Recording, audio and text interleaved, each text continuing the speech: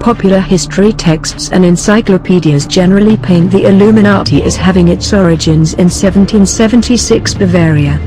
However, the origins go back much further. The Illuminati are tied directly through Masonry to the Sun and Isis cults of ancient Egypt. The term Illuminati was used by one early writer, Menendez Pelayo, as early as 1492 and is attributable to a group known as the Alumbrados of Spain.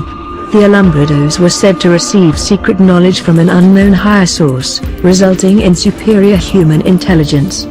This group was condemned by an edict of the Grand Inquisition in 1623, in what was another battle in the long-running war between the Catholic Church and the secret societies.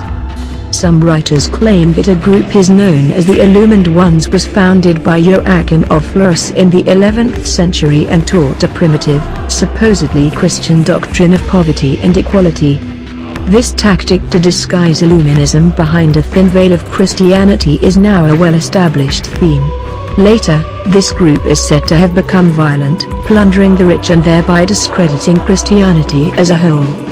The killing was a mystical experience to this branch of the mystery schools. They not only maintained their control by murder and threats of murder, they believed that the assassin could acquire the gnosis or soul energy from the victim. This is the theory behind the human and animal sacrifices of Satanists throughout history, and the ritual child abuse etc. Primitive religions get the same effect by dancing and drum eating. Seeking this form of illumination was the main attraction of drugs like marijuana, hashish, and LSD to teenagers of the 1960s and the 1970s. Buddhists can gain the same illumination through sexual rituals known as tantric yoga, or through the different forms of mediation. Witchcraft covens still meet in the nude and participate in group sexual rituals for the same effect. Mass participation in animal sacrifice is another way to scavenge gnosis. The sad fact is that although sex, drugs, dancing, and drum eating are believed to release a lot of gnosis, Satanists believe that sacrifices release more of it than anything else. Such are the dark and sordid machinations of the deluded souls who think their gnosis accumulations and illumination will give them some form of deity or immortality. In what may be the most beautifully composed denunciation of Masonry ever written, de Ponsens wrote, "The great task of Freemasonry is to spread ideas sometimes noble and beautiful in appearance but in reality destructive, of which the prototype is the famous motto, liberty, equality, fraternity." Masonry, a vast organism of propaganda, acts by slow suggestion, spreading the revolutionary ferment in an insidious manner. The heads sow it among the inner lodges, these transmit it to the lower lodges whence it penetrates into the affiliated institutions and into the press, which takes in hand the public. Tirelessly and during the necessary number of years, the suggestion works upon public opinion and fashions it to wish for the reforms from which nations die.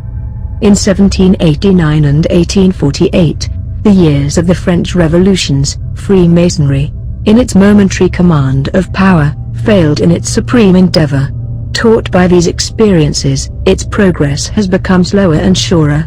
When once the revolutionary preparation is obtained and judged sufficient, Masonry leaves the field to the militant organizations, Carbonari, Bolshevists, or other open or secret societies, and retires into shadows in the background. There it is not compromised. In case of a check, it seems to have remained apart and is all the better able to continue or take up again its work, like a gnawing worm, obscure and destroying. Masonry never works in the full light of the day. Everyone knows of its existence, its meeting places and of many of its adepts, but one is ignorant of its real aims, its real means, its real leaders. The immense majority of Masons themselves are in that position. They are only the blind machinery of the sect which they serve. Many honest Masons are so blind that they would be stupefied if they knew for what they are being used. With each successive degree, the Mason must swear to ever more cruel and barbarous oaths. The following details of the initiation oaths of the first 3 degrees of Masonry are closely guarded Masonic secrets. In fact, every Mason must swear to kill any fellow Mason who reveals them. Fortunately for humanity, however, several brave souls in the last 200 years have felt compelled to speak out, publishing this secret work for the world to see. It is thanks to these courageous men that we have the exact wording and rituals of at least the first 3 degrees. The personal experience of Lucifer is not often described in the literature.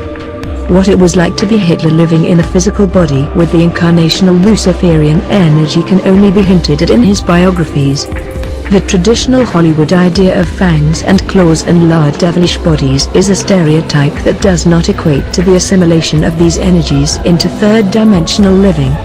Perhaps some of Aleister Crowley's life might hint at it in part. Alan Richardson, perhaps to some extent, manifests in his book Earth God Rising, the slow descent into what might be called Luciferianism.